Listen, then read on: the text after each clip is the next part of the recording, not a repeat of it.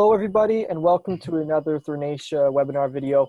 My name is Kyle and I'm a business developer here at Thrinacia. I'm joined again with David. Hello, I'm a front-end developer here at Thrinacia. So today's topic is how to create a crowdfunding campaign. We're going to show you, a general overview. This is definitely not detailed and there could be more videos in the future about how to create a crowdfunding campaign. But today it's just going to be a general overview. I'm going to go into detail a little bit on how to create a crowdfunding campaign. And then David is going to show you guys how to create a crowdfunding campaign on Atlas. So first thing you want to do is prepare the right marketing strategy.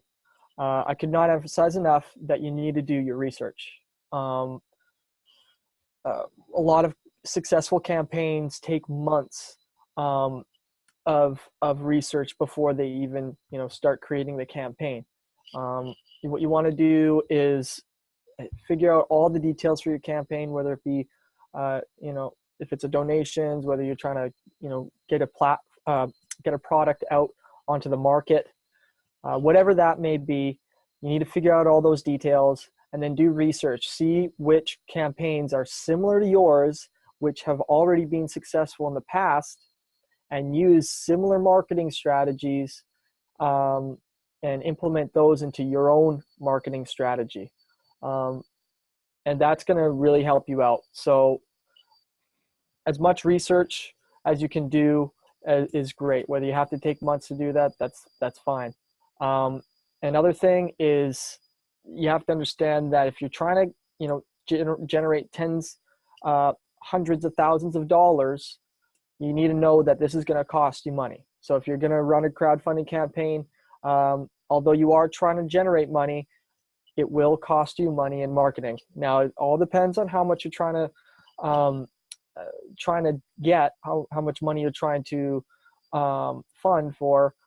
That will depend on how much marketing money that you'll have to spend. But don't be alarmed that you will have to spend money to create a crowdfunding campaign.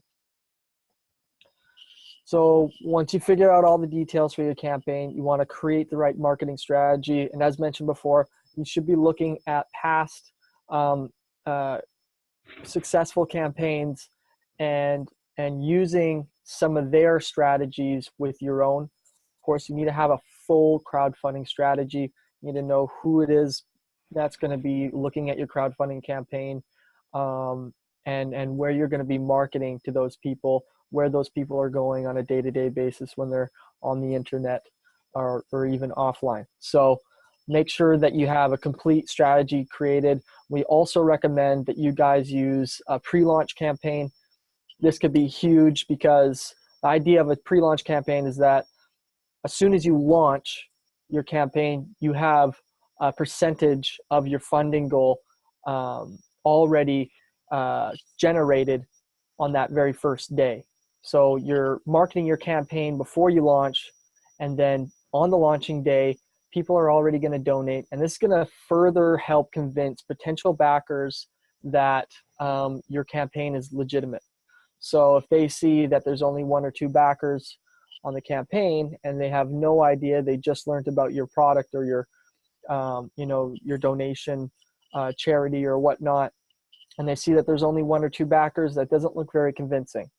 Let's say if you have 20, 30 backers and it's only been running for 2 days, that looks very convincing to the potential backers, and that can really help you generate the rest of your funding goal. So make sure you have a complete marketing strategy ready, as well as understand and utilize a pre-launch campaign. Next is you want to generate all the content. So you figured out everything. You know the exact strategy you want to use. Now you need to get those details created before launching your campaign. So creating a promotional video. This is the salesman for the crowdfunding campaign.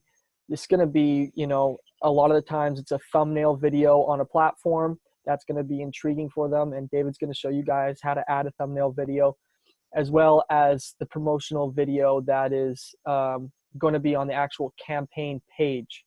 So they're going to click on that video and they're going to, basically be convinced to donate to your campaign. So that should be a very professional video that should be well thought out and created before launching your campaign. As well as with the promotional video, you'll need to have a lot of images and text. Don't expect to just have one video and one block of text. That's never enough. There's no such thing as too much text and images in a crowdfunding page. Make sure that you have every single detail sorted out and displayed on that crowdfunding page so that they know exactly what it is that they're investing in. So along with those text images, you need to have rewards. Actually, I should say that it's optional to have rewards. These rewards just give them something tangible after they donate. So, you know, whether it be a t-shirt or a water bottle, whatever you can have to give them something tangible for donating to your campaign as well. That is another big factor that will help them, that'll help you get more backers onto the campaign.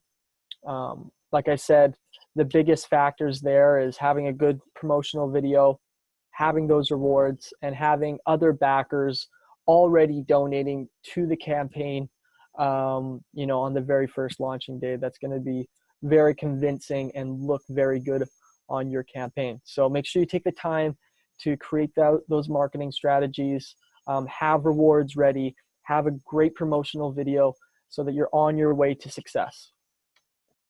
David's going to show you guys just how to add that information using Thrinacia Atlas and our crowdfunding technology. I'm going to let him share his screen. I'm going to stop sharing my screen here. Alrighty. So, as you can see here, we have a pretty standard crowdfunding platform. And if I scroll down, you can see we have a featured project and a bunch of other campaigns. And right away, you'll see that the project with the video is a lot more captivating, and it attracts the user's attention a lot more than if you were not to include an image or if you were to include a static image. So going into the campaign, this is the campaign page. You'll be able to see, like, we have a banner set up, we have a little campaign title, blurb, location, and then the category. And if you scroll down, this is the video, the other video Hal was talking about, a video that only appears inside your campaign, not the thumbnail video. And then, yeah, like here is a description. I just have this sample text. Now, I'll show you where everything goes inside the Create a Campaign tool. So right as you can see here, the featured image is nowhere to be found. That's because when you include a thumbnail video, A video. Yes, yeah, thumbnail video, the regular video. It replaces the featured image in your campaign. Now, the title, as you can see, goes right here. It's basically the most prominently featured text in the campaign, and the little blurb below it is like a short description of your campaign, and it goes right below. It goes right below the title. Now, if we go down, this is the header image. Now, you can make this image link to anything at any website externally. Right now, we have it set to link to google.ca. So if you were to click this site, it would go to google.ca. This is a search, but you can make it link to whatever you like. And the funding mode, there's two of them. Keep it all or nothing. All or nothing is all the campaign contributions are pending and they're not actually processed, and then they only get processed once the campaign reaches its goal. Keep it all is like everything gets processed as it goes, so everything gets transferred as they are. Yeah. The all or nothing campaigns are, you know, usually a little bit more successful because those as you said, those pledges are not yet processed. So, you know, the potential backer or the backer of the campaigns there, they get the benefits of giving you the money, potentially getting whatever it is that you're trying to do, And then if you don't reach your funding goal, they just get their money back, and it's as if they never even donated at all. So there's no transaction fees that are taken from that either, just because, like David said, that those transactions are pending. So it's a really good incentive to get people to back the campaign, because once you get into those later days in the campaign where you know that your campaign's going to end soon, it could be a really good way to market the campaign, to say, hey, check it out, just give us some money, whatever it is, whether you want them to purchase a reward or whatnot, give us some money, and before this campaign is over, because you might not have a chance to donate to that again. So it's a really good funding method to use. Yeah, exactly.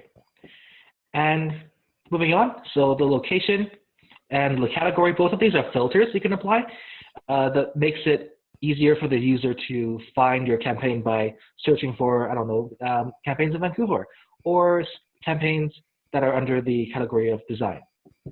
And the fundraising, pretty self-explanatory. You can set your goal for your campaign, and raising the max threshold, you can set the maximum amount of money that you wish to raise. I'll just set this to whatever that is. And yeah, so the campaign progress information, you can hide whether, like, the how many people have your goal. You can hide how many contributions you already have. You can also hide your end time, and setting the duration. Here you can just set whatever date you want your campaign to begin on. So I'll just set today, and then you can either set a time period of like 30 days, or weeks, months, years, whichever you like, or you can just set an end date by yourself using this calendar here. I'll set to August 9th. Really now, simple. moving on to the next. Yeah. Really easy. Yeah. So the next step, excuse me. So the campaign manager, this name appears right beside your campaign as the campaign manager. So you can change this to say whatever you like to fit the campaign. And this is the description. So below, if I scroll down a little bit, you'll see description is populated here. Now you can use the space to describe your campaign in more detail, maybe describe some of the rewards, your choice really. But in this code editor, you can actually change how it's formatted. So for example, let's just say, yeah, let's just basically just HTML. So let's just say I want to make this blue. So you can just apply a simple CSS rule, equals style equals color blue. Oops. Yeah, so just simple HTML rules, CSS rules, I should say, that you can apply. And if I were to switch back, you'll see, yep, it just turns blue. This is what you see is what you get editor. So as you change the code here and you switch back and forth between the code view and the normal view, you'll see your changes reflected automatically. It's really good because you can add, like you said, HTML, as well as any images or videos that you want to add extra in there too, and format it exactly the way that you want the text. It's very, very customizable. Yeah, for sure.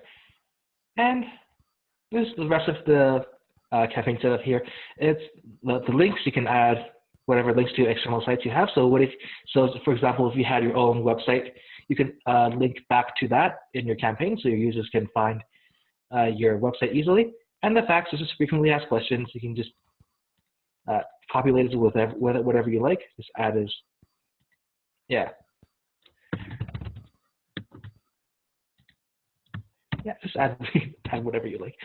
And Google Analytics ID. So you can use this to track, just to get statistics on your crowdfunding platform. So for example, the retention rate, like how long users stay on the page, where they're coming from, etc. Google Analytics does a really good job of tracking those things. It's great for seeing which marketing avenues are working the best for you as well. So where these guys are coming from, like you said, maybe they're all coming from one marketing avenue. You want to just stay in that direction and use that marketing method the most. Yeah. So moving into the rewards, this is optional, so by default it skips it. But if you wish to add rewards, simply just click back to the rewards tab and you'll land right here. So when adding a reward, you can set the contribution amount, basically the rewards here you want it to be. So let's make this $10. And the name, let's make it a t-shirt.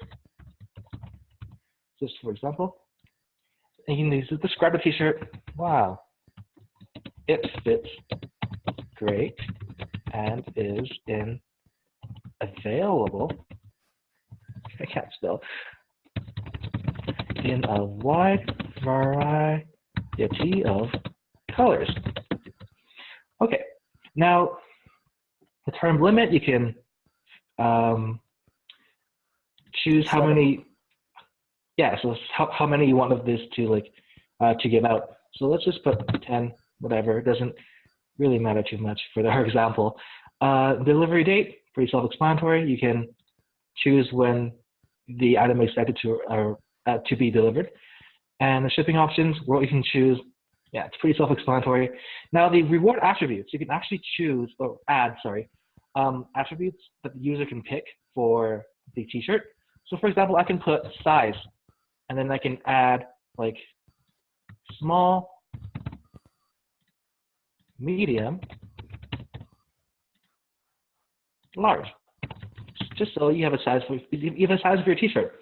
And another attribute you can add, for example, color. You can make a blue t-shirt, be a purple one, or you can make it red. You can add as many of these as you like to your rewards, just so the user, when they pick them, they can customize it a little bit. Yeah. So once you have that done, just go to the next step. Yeah. So this is your profile page, and this is basically kind of what's populated beside here in the creator section. You can choose to do whatever you like, change the image, just all your contact information, stuff like that. And then the next step is the funding, which we have another video explaining more in detail how to add funding. That will be in the description below. And that's it. All the rest of it is just preview. And then once you click launch campaign, it will be sent to the administrator to be reviewed. You can also set it in the admin portal for the campaigns to be automatically approved upon submission. So we have that set. So once we click launch campaign, yeah, the campaign has been approved. And then if we follow this link, you'll be able to see the campaign that we just edited with the new rewards that we added. Yeah. So if I scroll down, yep. You can choose a size and a color for the t-shirt that we added. Cool. That makes it really easy. It's quite a quick process. If you have everything created, all you have to do is just copy and paste the information right in there, and you're on your way. So we hope you guys really enjoyed that video, and it was really helpful. So if you have any sort of questions, or you're experiencing any issues with creating your crowdfunding campaign on Atlas, or maybe you're a portal administrator and you just want a little bit more information, you can always email us at support@Thrinacia.com, or you can go to Thrinacia.com, and just up in the right-hand corner there's a live chat option. That's for Slack chat. So if you want to talk to real people in real time, you can just click on that live chat there, that button that you see on the screen there, and you can chat with real people in real time. So again, we hope that was good, and stay tuned for more. Awesome. Thanks. Bye.